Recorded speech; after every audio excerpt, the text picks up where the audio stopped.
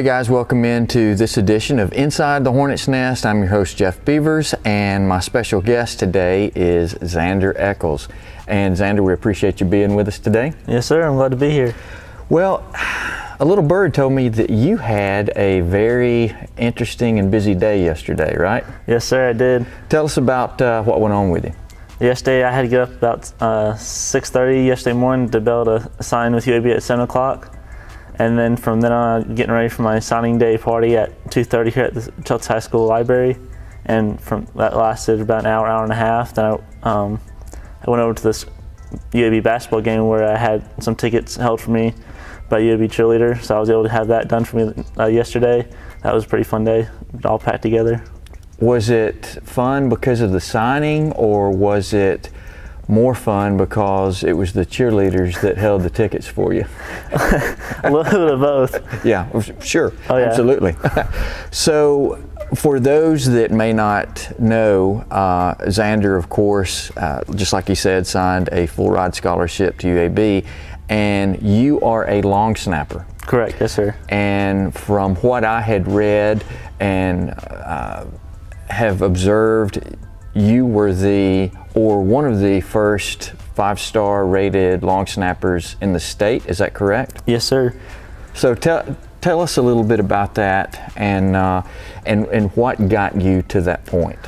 There was a lot to get me to that point. I started playing football in 2009, my first grade year, and kept going all the way through until now. I haven't taken a year off or anything. And honestly, I'd played every other position besides running back, quarterback, and wide receiver. And long snapping, I didn't really know what long snapping was until about the 6th grade. And I just our center had gotten hurt, and so they needed the next biggest body on the field, which I was a defensive back at the time, and I'm gonna be honest, my body was not fit to be defensive back.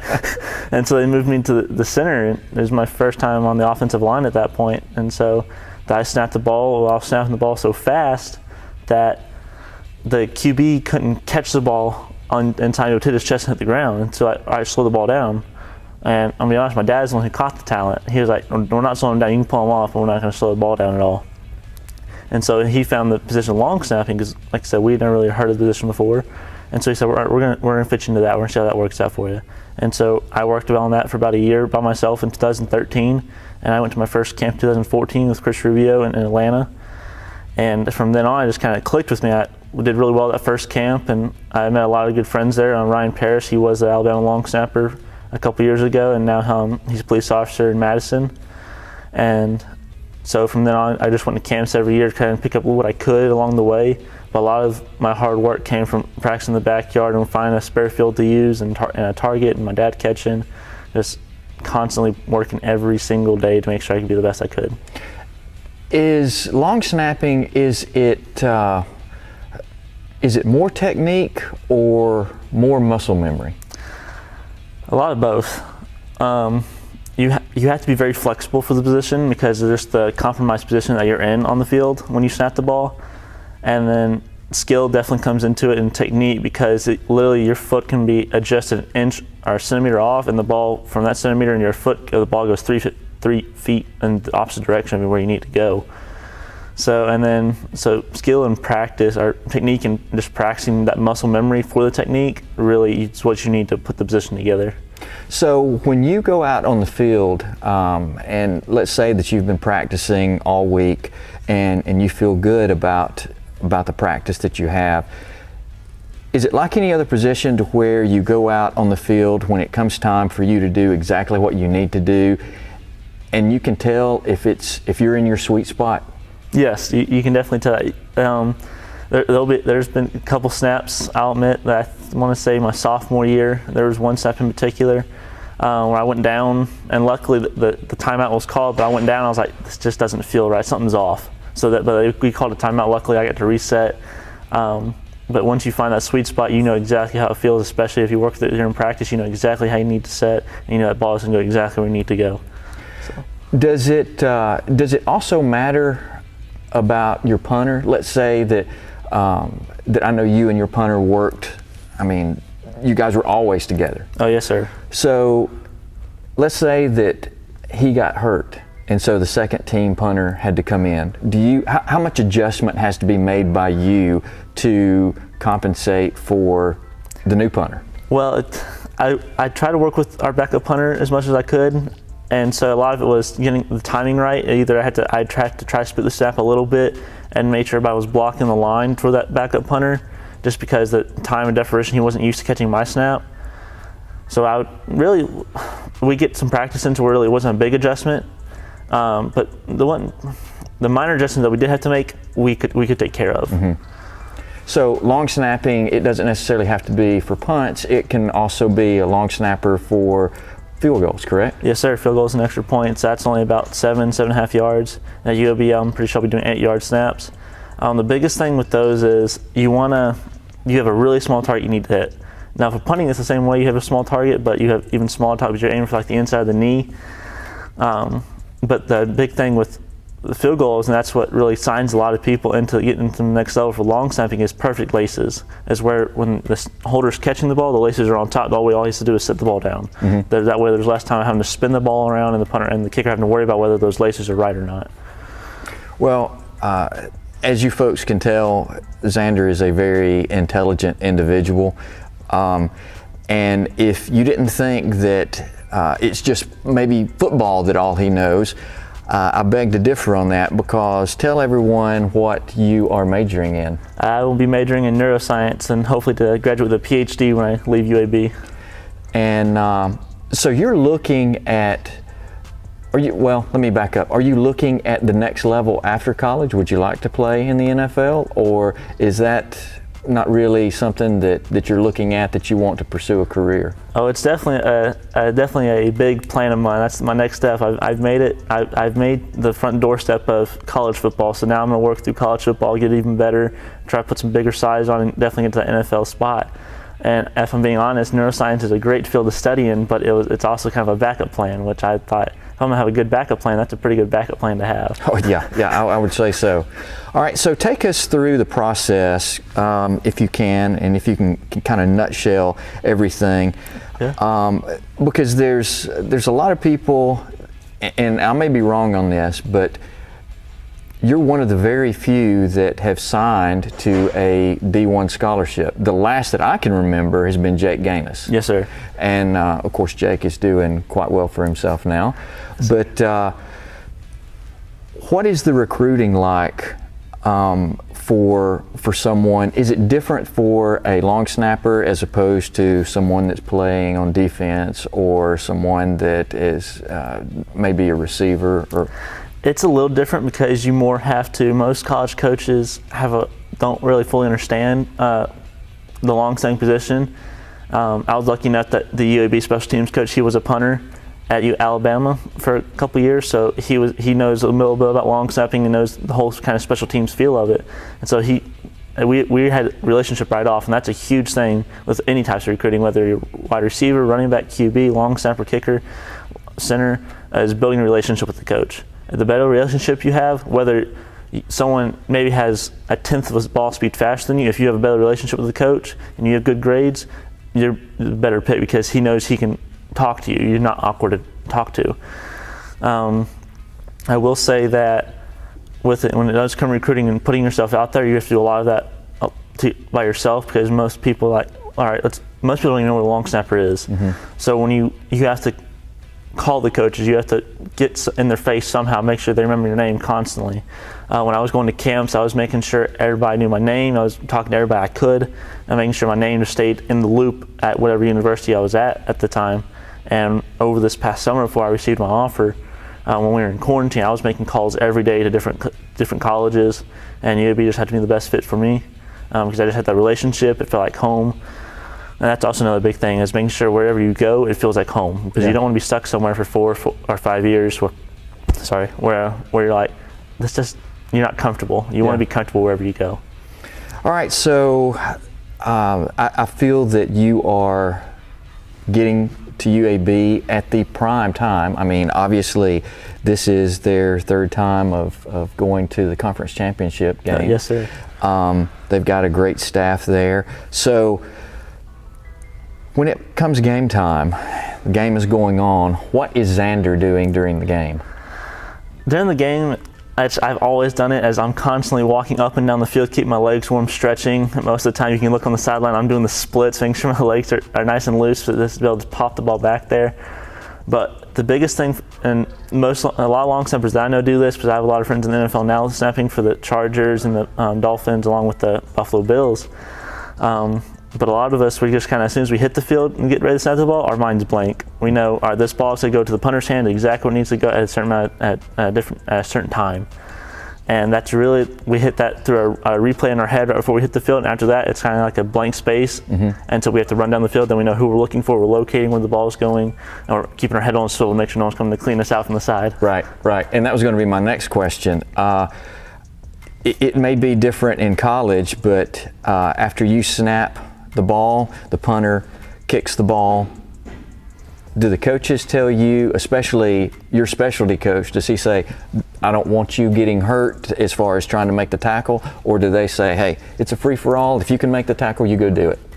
When I pulled up for varsity in 8th grade, that's what Coach Elmore was telling me. He said, look, you're a lot smaller than most of these guys out here in 8th grade, so just hold back a little bit. I mean, honestly, I didn't listen at all. I'd still try to make a tackle.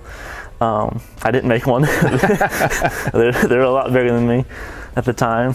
But now it's kind of like we have certain plays where I'll need to stay back and kind of make sure the punter's good to getting off the ball if we're back up in like the 15-yard line. But most of the time it's make sure you get downfield and either cover the ball or make sure you make a tackle, which this year I want to say I had 3 or 4 tackles and 1 or 2 tackle assists. And one of them was luckily or somehow on extra point. We had a block kick, and the guy had managed to catch it and started running downfield. And I come from behind because he had a group of line in front of him, and I managed to come around from the back and to get him down before he made it past the 25-yard line. Yeah. So that put him in a good field position to keep them in the back side of the field. You had to be thinking at that point, oh, that's going to look good on my stat sheet. Oh yeah, I was like, not many long snappers can put up that many tackles in a year. Right. So I was like, this is going to be looking good. Okay, so who would you say, other than your dad, because I know that your dad has been a huge influence as far as what you have accomplished. Who else would you say has been a big influence on you? My first football coach, Coach Newt, he was rough. I'll admit that he would yell at you if you did something wrong. But the best part about it was you knew he loved you, because he would tell you that you did something wrong, but he would get down and show you and then pull you off to the side and say, hey, I know I got on to you earlier, but this is what I want you to do. That way I don't yell at you next time. So that way it kind of put it in perspective for me the next couple of years. Even though I do something wrong, I can go back and fix it and be better for it. So don't be afraid to make mistakes, because then you can learn from them. I got you. As long as you don't make the same mistake over and over again. So if you folks could see his football resume, it is quite impressive, and it's a very long resume.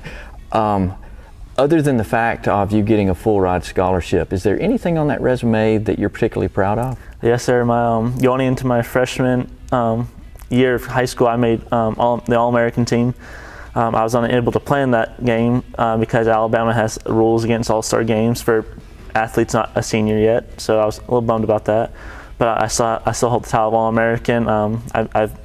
When I went to the Alabama camps, I had the All-Saving Award just about every time I went there for long snapping. I'm one of the top 12 elite snappers in the nation. I received that award over this past summer in Texas. And my five-star tack that you could put with the long snapping is that's been years of hard work, and since 6th, 5th grade, it was just years of practice and practice and practice, but it paid off. So, well, with that being the case, it sounds like that you could actually pick anywhere that you wanted to go. Could you have done that, or do a lot of colleges still kind of shy away from offering special team scholarships? A lot of colleges try to give you a preferred walk-on where you have to pay the first year or so, and then they'll have you compete with somebody else for the starting spot in the scholarship. And honestly, I knew the schools that were offered to me, they're great schools. and I was really excited to go to any of them, but UAB felt like home, and UAB was the only one to offer a D1 full athletic scholarship that paid for everything for me, which was amazing. And it felt like home, and I had a good relationship with all the coaches and some of the players there already, so I just knew that was where I needed to go.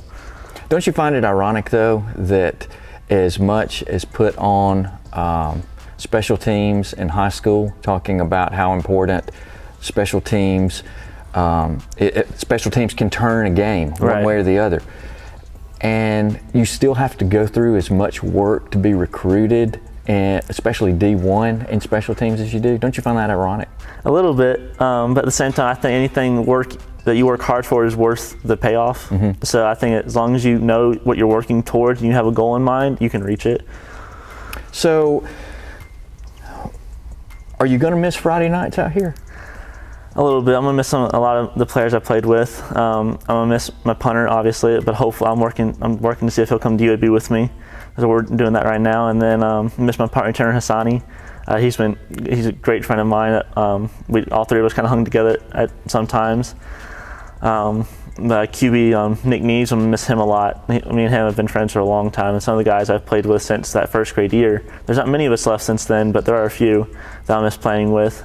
But also I'm very excited to play on the big screen on Saturday. Oh, absolutely, absolutely. So when you hung up your uniform, your Chelsea uniform for the last time, and the stadium lights were turned out for the final game of the last season, what memory comes to mind the most? I think the first memory that hit, especially that last game, was hitting the field that first time the 8th grade year, or when I was in 8th grade. I remember seeing the guys, all the big guys, excited to be around me, but they're really supportive of me when I was that young, which was fantastic. But I also remember that last game for them, it was so upsetting for them. And I've seen that every year since 8th grade, and it's just, and I felt it this year. It's a definitely different feeling that you don't like feeling at all. But I think the one thing that was amazing, the fact that UAB offered me, I'm able to play at the next level and have that opportunity, was it hurt, but I knew it wasn't the end of my journey.